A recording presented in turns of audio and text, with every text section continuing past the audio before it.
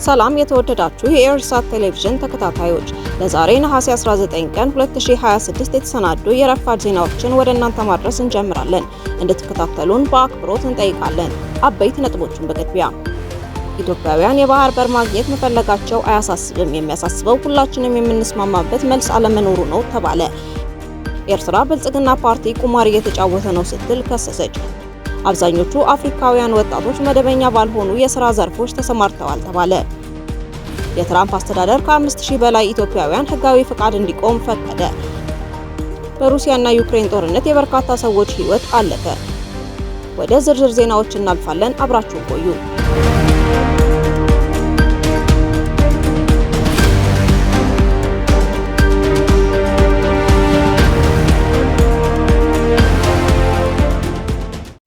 ኢትዮጵያን የባህር በር ማግኘት መፈለጋቸው አያሳስብም፣ የሚያሳስበው ሁላችንም የምንስማማበት መልስ አለመኖሩ ነው ተባለ።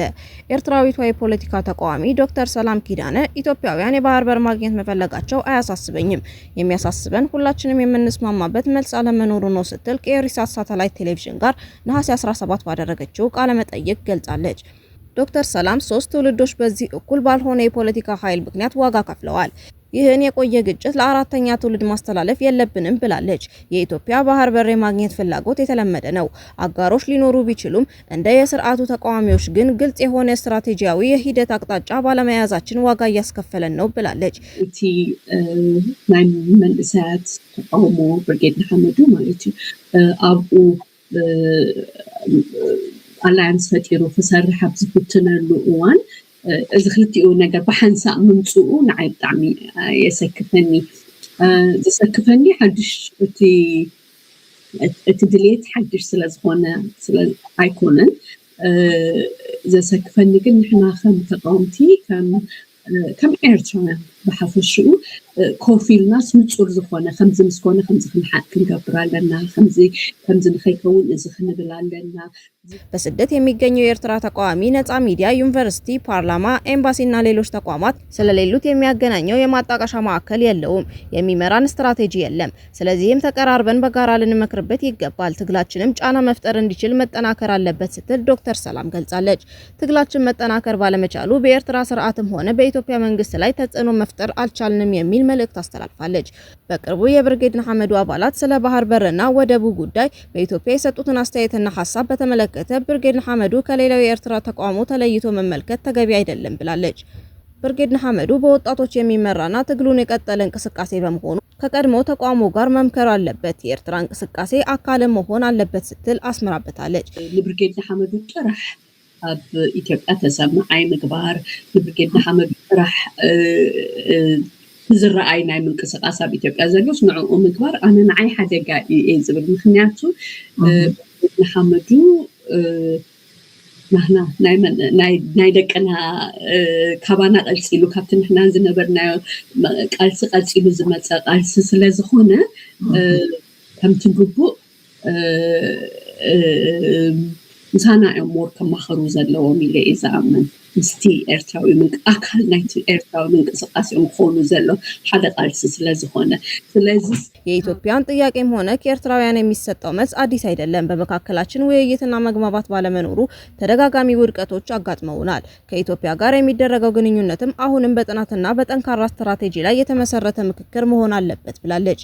ትግሉ ቀጣይነት ኖሮት ከቀድሞ ትግሎች ልምዱ በመውሰድ መቀጠል ባለመቻሉ በየጊዜው ከዜሮ መጀመሩ ዋነኛው ችግር ነው ስትል አብራርታለች። ዶክተር ሰላም የችግሩ ምክንያቶች ብዙ ቢሆኑም ዋናው መልስ ትግላችንን በማጠናከር የምናገኘው ነው ብላ እንደምታምን ገልጻለች። የባህር ጉዳይና የኤርትራ ኢትዮጵያ ግንኙነት የተቃውሞ ኃይሉ የስርዓቱን ኃይል የሚያጠናክር ስራ ነው የሚሰራውና እያደረገ ያለው የተቃውሞ ታሪካችንም ይህንኑ ያሳያል ብላለች። በማህበራዊና በፖለቲካዊ ደረጃ ሰዎችን በመከፋፈልና በማጋጨት የሚደረገው አካሄድ እስካሁን እንደቀጠለ በመጥቀስ ይህ የስርዓቱ አጀንዳ ስለሆነ እርስ በእርስ ግጭትና መከፋፈል መጠንቀቅ እንዳለብን አስጠንቅቃለች። በኤርትራ ላይ ባህር ማዕከል ያደረገ ፖሊሲ የለም። ስለዚህ ለኛ የሚያስብ ስርዓት የለም። ክልሉም እንደምናውቀው ነው። የባህር ስጋቱም እነሆ ወደ አራተኛ ትውልድ ተላልፏል ስትል አብራርታለች። ከነጻነት በኋላ ጀምሮ ኢትዮጵያን የባህር ጥያቄያቸውን ማንሳታቸው ቀጥለዋል። ይህም የአስተዳደሩን ድክመት የሚያመለክት ነው ብላለች። ዶክተር ሰላም በኤርትራ ያለው ስርዓት በውጥረትና በግጭቱ ስለሚኖር ችግሩ እንደተፈጠረ ገልጻ በአሁኑ ጊዜ ነገሩ ተሽጧል ወይስ ተከራይቷል እንኳን አናውቅም፣ የኤርትራን ጉዳይ ለማወቅ አስቸጋሪ ነው ብላለች። ኢንዲፔንደንት ካንትሪ ካብ ዝበሃል ማፑን ገለ ኩሉ ሳይሰጥ እጅ ከም በሐድሽ እዝናትና ዲ ዝናትኩም ጁ ንባሃለሉ ጊዜ ኮኸውን አይነበሮን ስለዚህ አዚ ሕቶም ትሕታታቶም ወን ድክመት ናይቲ ስርዓት ዘርኢ ድክመት ናይቲ ስርዓት ዘርኢ እምበረይ ኣብ ብዙሕ ቦታ ከማን ትበሃል ኮሎ ኤርትራውያን ብሶቨሬንቲኦም ብዝመፆም ኩሎም ከም ሓደ ሰብ የምዝትፍኡ ይዝበሃል እዚ ዘተሓታትት ነገር እውን አይነበሮን ግን መንግስቲ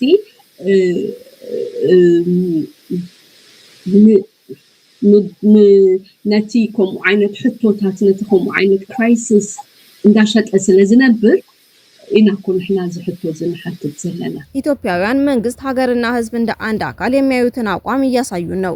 ይህም የኃይል አለመመጣጠን እንዳለ ያሳያል ስትል ገልጻለች። በሌላ በኩል ብርጌድ ንሓመዱ የወጣቶች እንቅስቃሴ በመሆኑ ገና ያልጠነከረ እንቅስቃሴ እንደመሆኑ ከቀድሞ ልምዶች መማር አለበት። ደካማ እንቅስቃሴዎችን ይዞ ይህ ችግር አይፈታም ብላለች። ያንን ባህር ሸጠነውም ይሁን አከራይተነው የመጠቀም መብት አለን ያለችው ዶክተር ሰላም ስምምነት ማድረግ ግን አስፈላጊ መሆኑን አስምራበታለች።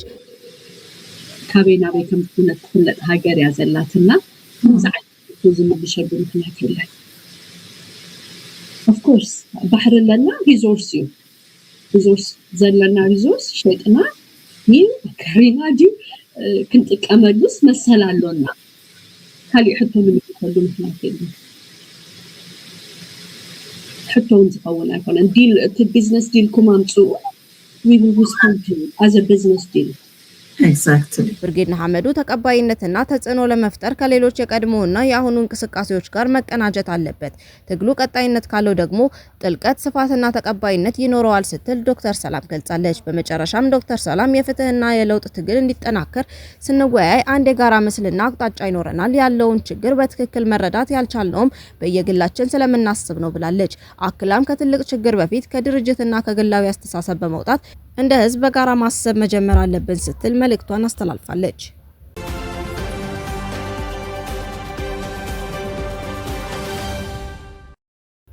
የኤርትራ ብልጽግና ፓርቲ ቁማር እየተጫወተ ነው ስትል ከሰሰች።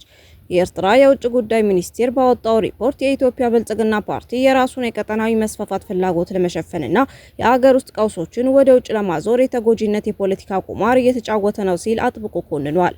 ሚኒስቴሩ ይህንን የብልጽግና ፓርቲ የሚዲያና የዲፕሎማሲ ዘመቻ ጅራፍ ራሷ ገርፋ ራሷ ትጮሃለች ከሚለው ብሂል ጋር በማመሳሰል ፓርቲው በኤርትራ ላይ ያልተገባ የጥቃት ትርክት እየፈጠረ መሆኑን አስታውቋል።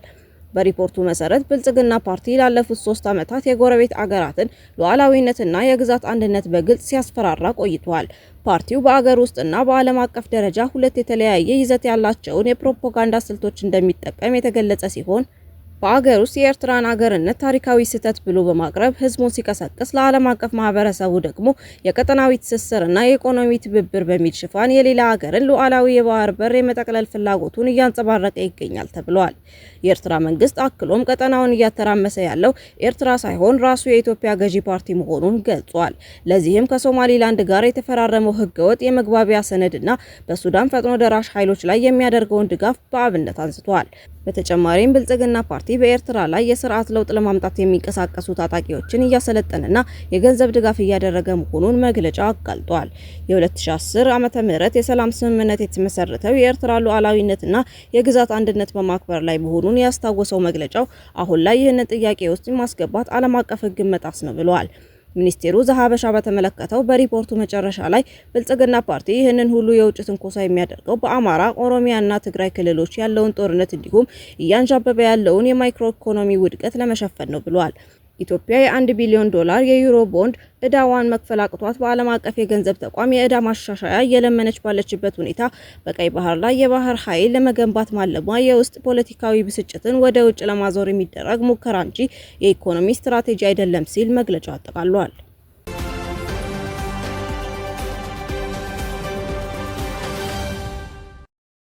አብዛኞቹ አፍሪካውያን ወጣቶች መደበኛ ባልሆኑ የስራ ዘርፎች ተሰማርተዋል ተባለ። ስራ ካላቸው አፍሪካውያን ወጣቶች መካከል አብዛኞቹ የተሰማሩት መደበኛ ባልሆኑ ዘርፎች መሆኑን የዓለም የስራ ድርጅት ILO አስታውቋል። ይህ ደግሞ የተረጋጋ ገቢና ማህበራዊ ዋስትና እንዳይኖራቸው ማድረጉን ተቋሙ ሰሞኑን ባወጣው ሪፖርት አመልክቷል። ሪፖርቱ ስራ አጥነትና መሰል ችግሮች ህዝባዊ ተቃውሞ ሊያስከትሉ እንደሚችሉም በ2024 እና በ2025 በኬንያ የተካሄዱትን በወጣቶች የተመሩ ተቃውሞዎች ምሳሌ በማድረግ ጠቅሷል። ዝቅተኛ እንደዚሁም ዝቅተኛ መካከለኛ ገቢ ባላቸው ሀገራት ከሚገኙትና እድሜያቸው ከ15 እስከ 29 ዓመት ከሆኑት ስራ ያላቸው ወጣቶች መካከል አብዛኞቹ የተሰማሩት መደበኛ ባልሆኑ ዘርፎች መሆኑን የዓለም የስራ ድርጅት ILO ያስታወቀው ሰሞኑን ነው። በILO መለኪያ መሰረት የስራ አጥ ቁጥር ምጣኔ ብቻውን ትክክለኛ ስዕል አይሰጥም። እንደዚህ አይነቱ መለኪያ የስራውን ጥራት፣ ተገቢ ክፍያ የሚያገኝ መሆኑን፣ ማህበራዊ ዋስትና የሚሰጥ እንደሆነና መደበኛ መሆኑን አያሳይም። ምክንያቱም በማደግ ላይ ባሉ ሀገራት ያሉ በርካታ ሰዎች ለመኖር ሲሉ ብቻ መደበኛ ባልሆኑ ዝቅተኛ ስራዎች ይቀጠራሉ። ይህ ሁኔታ ከሰሃራ በታች ባሉ የአፍሪካ ሀገራት ጎልቶ የሚታይ በILO የወጣቶች የስራ ቁጥር ባለሙያ የሆኑት ሰርጂዬ ኢያሪቴኪሳዳ ለዶቼ ቬለ ተናግረዋል። ከሰሃራ በታች ባሉ የአፍሪካ ሀገራት በስራ በትምህርት ወይም በስልጠና ላይ ያልሆኑ ወጣቶች ቁጥር በ2025 21.6 በመቶ ነበር። ዝቅተኛ እንደዚሁም ዝቅተኛ መካከለኛ ገቢ ባላቸው ሀገራት ከሚገኙትና እድሜያቸው ከ15 እስከ 29 ዓመት ከሆኑት 10 ስራ ያላቸው ወጣቶች 9ኙ መደበኛ ባልሆኑ የስራ ዘርፎች የተሰማሩ ናቸው። በአብዛኞቹ ኢኮኖሚዎች ውስጥም እድሜያቸው ከ25 እስከ 29 ዓመት ከሆነው ወጣት ሰራተኞች መካከል 2/3 የሚሆኑት አስተማማኝ ባልሆኑ ስራዎች ውስጥ ናቸው ብለዋል። የILO ሪፖርት በሀገራት ደረጃ ያለውን ዝርዝር ሁኔታ አላብራራም። የኢትዮጵያ መንግስት ስር በዘርፉ ካለፉ ዓመታት የተሻለ ውጤት መገኘቱን ይገልጻል። የስራና ክህሎት ሚኒስቴር ወይዘሮ ሙፈሪያት ካሚል ከጥቂት ወራት በፊት ለህዝብ ተወካዮች ምክር ቤት ባቀረቡት የግማሽ ዓመት ሪፖርት ካለፈው ዓመት የተሻለ አፈጻጸም ማሳየቱን ጠቅሰዋል። እሳቸው እንዳሉት በያዝነው ዓመት የመጀመሪያው 6 ወራት በሀገር ውስጥና በውጭ ሀገራት ከ3 ሚሊዮን በላይ የሚሆኑ ዜጎች የስራ ዕድል መፍጠር ችለዋል። ይህ አፈጻጸም ካለፈው ዓመት ተመሳሳይ ወቅት ጋር ሲነጻጸር የሀገር ውስጥ የስራ ዕድል ፈጠራ በ24.9 በመቶ፣ የውጭ ሀገር የስራ ስምሪት ደግሞ በ52 በመቶ ብልጫ አሳይቷል በማለትም አብራርተዋል። ስራ ተፈጠረላቸው የተባሉት ዜጎች መደበኛ በሆኑ ዘርፎች የተቀጠሩ፣ የተረጋጋ ገቢ ያላቸውና ማህበራዊ ዋስትና የተረጋገጠላቸው ስለመሆናቸው በግልጽ እንዳልተብራራ ነሐሴ 17 የወጣው የዶቼ ቬለ ዘገባ ያመለክታል። በእንግሊዝኛው ምህጻረ ቃል AI በመባል የሚታወቀው የሰው ሰራሽ አስተውሎትም የወጣቶችን ስራ የሚሻማበት ሁኔታ መኖሩን የILO ሪፖርት ጠቁሟል። ሪፖርቱ እንደሚለው እድሜያቸው ከ15 እስከ 29 ዓመት በሆኑ ወጣቶች ከተያዙ ስራዎች 6.1 በመቶ የሚሆኑት ከAI ጋር ለተያያዙ ለውጦች የተጋለጡ ናቸው። በILO ግምት መሰረት በከፍተኛ ሁኔታ ተጋላጭ ከሆኑት ከነዚህ ዘርፎች 10 በመቶ እንኳን ሙሉ በሙሉ ባይኖር 5.6 ሚሊዮን የሚሆኑ ወጣቶች ከስራ ውጪ ሊሆኑ ይችላሉ። የILO ሪፖርት እንዳመለከተው በዓለም አቀፍ ደረጃ ያለው የወጣቶች የስራ አጥነት ቁጥር ምጣኔ በ2024 ከነበረው 12.3 በመቶ በ2025 ዓ.ም ወደ 12.4 በመቶ ከፍ ብሏል። ይህ ደግሞ እድሜያቸው ከ15 እስከ 24 የሆኑ 67 ሚሊዮን ስራ አጥ ወጣቶች መኖራቸውን እንደሚያሳይ ጠቁሟል።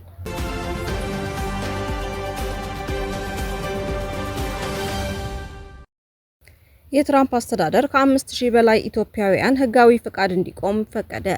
አንድ የአሜሪካ የፌዴራል ዳኛ ትናንት ማክሰኞ ነሐሴ 18 ቀን ባሳለፉት ውሳኔ የዶናልድ ትራምፕ አስተዳደር ከ5000 በላይ የሚሆኑ ኢትዮጵያውያን በአሜሪካ የመኖርና የመስራት ፈቃድ የሚሰጠውን ህጋዊ ጥበቃ TPS እንዲያቆም ፈቅደዋል። በቦስተን የሚገኙት የአሜሪካ አውራጃ ዳኛ ብራያን መርፊ ይህንን ውሳኔ ያሳለፉት የአሜሪካ ጠቅላይ ፍርድ ቤት ባለፈው ሰኔ ወር አስተዳደሩ ከሄቲና ከሶሪያ ለመጡ ዜጎች ይሰጥ የነበረውን ተመሳሳይ ጥበቃ እንዲያነሳ መፍቀዱን ተከትሎ ነው። በአብላጫ አጥባቂ ዳኞች የተወሰነው የጠቅላይ ፍርድ ቤቱ ውሳኔ ዳኞች የሀገር ውስጥ ደህንነት መምሪያ DHS በ13 ሀገራት ላይ የነበረውን ጊዜያዊ የጥበቃ መብት ለማንሳት የሚያደርገውን ጥረት እንዳይመረመሩ የሚያግድ ነበር። የDHS ዋና የህግ አማካሪ ጄምስ ፐርሲቫል በማህበራዊ ትስስር ገጻቸው ላይ ውሳኔውን በማድነቅ ሁሉም የTPS ስረዛዎች ተግባራዊ መሆናቸውን ገልጸዋል። ይህ ጊዜያዊ የጥበቃ መብት በሀገራቸው የተፈጥሮ አደጋ፣ የትጥቅ ግጭት ወይም ሌላ አስገዳጅ ሁኔታ ለገጠማቸው ዜጎች የሚሰጥ ህጋዊ ፈቃድ ነው። የቀድሞ ፕሬዝዳንት ጆ ባይደን አስተዳደር እንደ አውሮፓውያን አቆጣጠር በ2022 ኢትዮጵያውያንን ከትጥቅ ግጭትና ሰብአዊ ቀውስ ለመጠበቅ በማሰብ ይህንን መብት መፍቀዱ ይታወሳል። ሆኖም በቀድሞ የሀገር ውስጥ ደህንነት ጸሐፊ ክሪስቲን ኖየም ስር የነበረው ዲኤችኤስ ወደ ሀገራቸው ለሚመለሱ ኢትዮጵያውያን ደህንነታቸው አደጋ ላይ የሚጥል ሁኔታ የለም በማለት ባለፈው ታህሳስ ወር ጥበቃውን እንደሚያነሳ አስታውቆ ነበር። ይህንን ውሳኔ በመቃወም የተለያዩ ኢትዮጵያውያንና አፍሪካን ኮሚኒቲስ ቱጌዘር የተባለ ስብስብ ክስ የመሰረቱ ሲሆን ዳኛ መርፊም ይህ አሰራር ህጋዊ ሂደቶችን ያልተከተለ ነው በማለት ባለፈው ሚያዝያ ወር ውሳኔውን በጊዜያዊነት አግደውት ነበር። ጠቅላይ ፍርድ ቤቱ ውሳኔ ካሳለፈ በኋላ መርፊ የኢትዮጵያውያኑን ጥበቃ ለማንሳት የተያዘውን እቅድ የሚያግደውን ትዕዛዝ አንስተዋል። ዳኛው ሌሎች ተመሳሳይ ክሶችን ውድቅ ቢያደርጉም ከሳሾችን የዲኤችኤስ እርምጃ በአሜሪካ ህገ መንግስት 5ኛ ማሻሻያ ላይ የተቀመጠውን የዘር ወይም የብሔር መድሎ የሚጥስ ነው በሚል ክሳቸውን እንዲቀጥሉ ግን ፈቅደዋል። ከሳሾቹ በበኩላቸው አስተዳደሩ በኢትዮጵያ ውስጥ ያለውን አደገኛ ሁኔታ ችላ ማለቱንና ይህ ውሳኔ ነጭ ወይም አውሮፓዊ ባልሆኑ ማህበረሰቦች ላይ ያለውን ከሀገር ላለመባረር የሚሰጠን የጥበቃ መብት የማስወገድ ዘመቻ አካል መሆኑን አጥብቀው እየሞገቱ ይገኛሉ። ጠበቆቻቸው እስካሁን በጉዳዩ ላይ ይፋዊ ምላሽ አልሰጡም።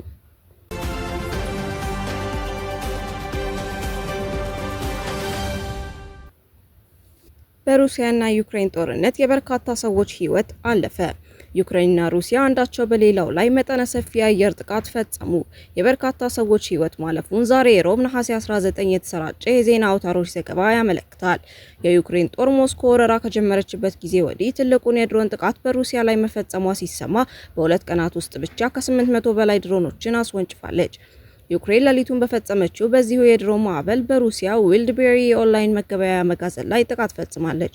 ጥቃቱን ተከትሎ ቁጥራቸው ባልተገለጸ ሰዎች ላይ ጉዳት መድረሱን አሶሺየትድ ፕሬስ ዘግቧል። የሩሲያ አየር መከላከያ ከተተኮሱት 791 የዩክሬን ድሮኖች አብዛኞቹ ማክሸፉን የገለጸ ሲሆን ከነዚህም መካከል ከ600 በላይ የሚሆኑት ወደ ሞስኮ ክልል ያመሩ ነበር ብሏል። ጥቃቱን ተከትሎ ሩሲያ በወሰደችው የአጸፋ እርምጃ በሰሜን ምስራቅ ዩክሬን ካርኪቭ ክልል በትንሹ ለ10 ሰዎች ህይወት ህልፈት ምክንያት የሆነ ጥቃት ፈጽማለች። በጥቃቱ ተጨማሪ 17 ሰዎች ቆስለዋል። ዩክሬን በሀገር ውስጥ ያመረተችውን የርቀት ድሮኖች በመጠቀም የሩሲያ ህዝብ የጦርነቱን ተጽዕኖ እንዲያውቅና ፑቲን ለሰላም ድርድር እንዲቀመጡ ጫና እያደረገች ነው ተብሏል። የሩሲያ የመንግስት የቴሌቪዥን ጣቢያዎች ስለ ጥቃቱ የዘገቡት ነገር የለም። የዩክሬን ፕሬዝዳንት ዘለንስኪ ግን ሩሲያ በሲቪሎች ላይ የፈጸመችውን ጥቃት ጨካኝ ሲሉ ኮንነውታል።